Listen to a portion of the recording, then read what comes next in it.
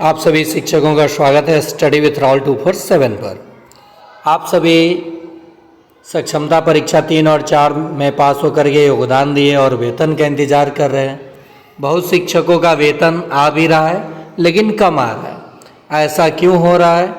क्या आगे आपको एडियर के रूप में या वेतन निर्धारण जो है वो करके दिया जाएगा, इसका अपडेट।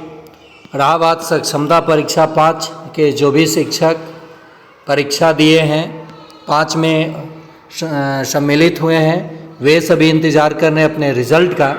तो आप सभी का रिज़ल्ट इस माह के अंतिम दिनों में यानी अगले वीक आप लोगों का रिज़ल्ट आने की संभावना है।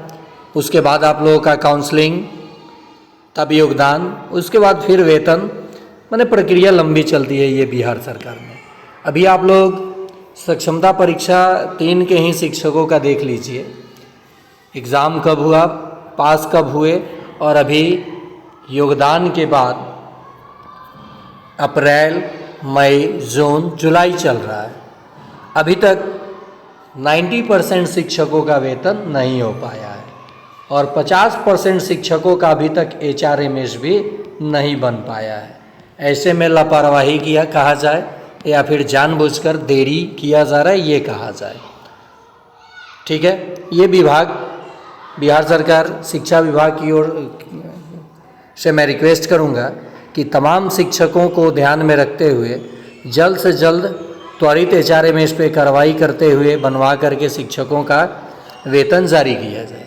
और जिन शिक्षकों का वेतन जारी भी हुआ है 3 माह का, 1,18,660 रुपये, तो ऐसे में शिक्षकों के मन में अब एक डाउट शुरू हो चुका है कि क्या हम यदि 2010 के बहाल शिक्षक हैं तो हमें 25,000 ही मूल वेतन मानकर वेतन दिया जाएगा, या फिर जो मेरा वेतन मिलता था 27,210 मूल वेतन पे, इसके अनुसार बनेगा।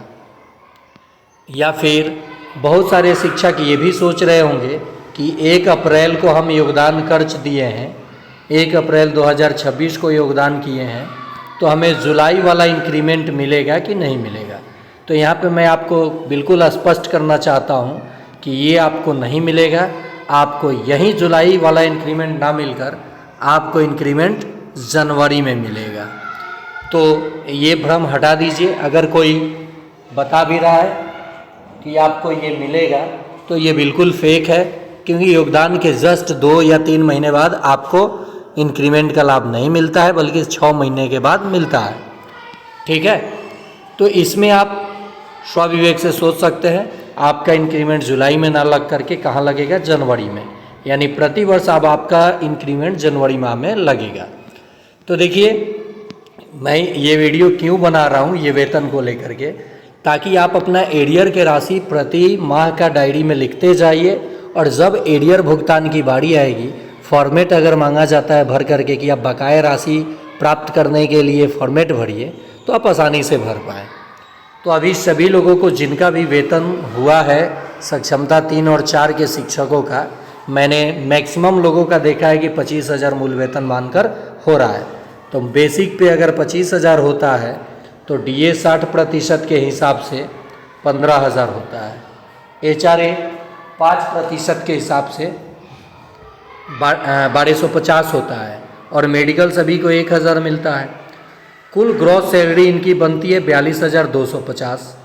NPS में जो कटता है राशि वो बेसिक पे और DA इन दोनों को जोड़कर 10% आपके पैसा ये कटता है आपका।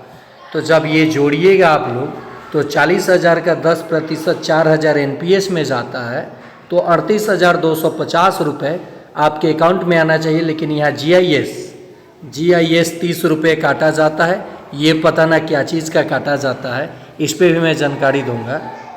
तो ये 30 रुपये कटेगा तो आपका जो सैलरी क्रेडिट होगा आपके अकाउंट में वो हो जाएगा 38,220 रुपये। यही आया होगा, बहुत सारे शिक्षकों के HRMS पे दिखा रहा होगा। तो ऐसे में जो 6th फेज़ में बहाल 2022 में शिक्षक है, उन सभी का यही बेसिक पे रहने जा रहा है क्योंकि वो 6th फेज के हैं, इससे कम उनका बेसिक पे था। लेकिन जो शिक्षक 2010 में बहाल हैं उन शिक्षकों का तो पहले ही मूल वेतन 27,210 था।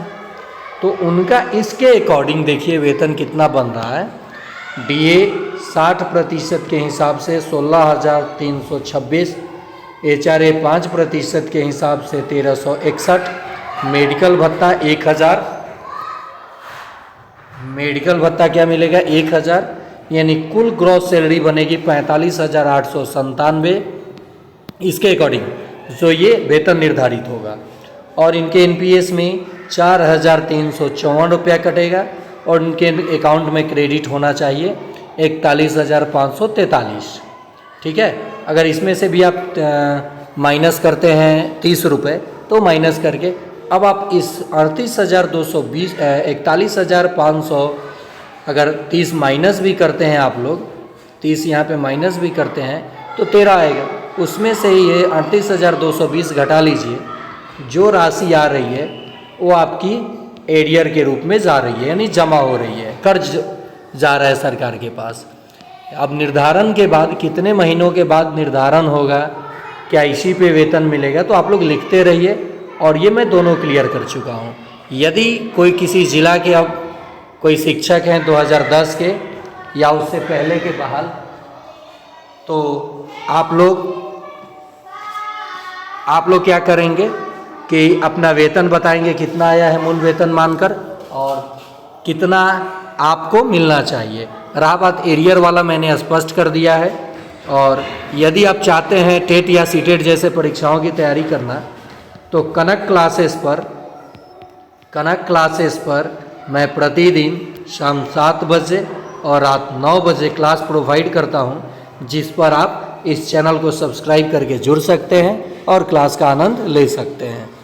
खबर अच्छी लगी हो तो सभी लोग लाइक करेंगे और जो भी आपके मन में प्रश्न हो वेतन संबंधित या मूल वेतन संबंधित, रिजल्ट संबंधित, आप बेहिचक कमेंट बॉक्स में कमेंट करें, व्हाट्सएप पे कमेंट नहीं कीजिए।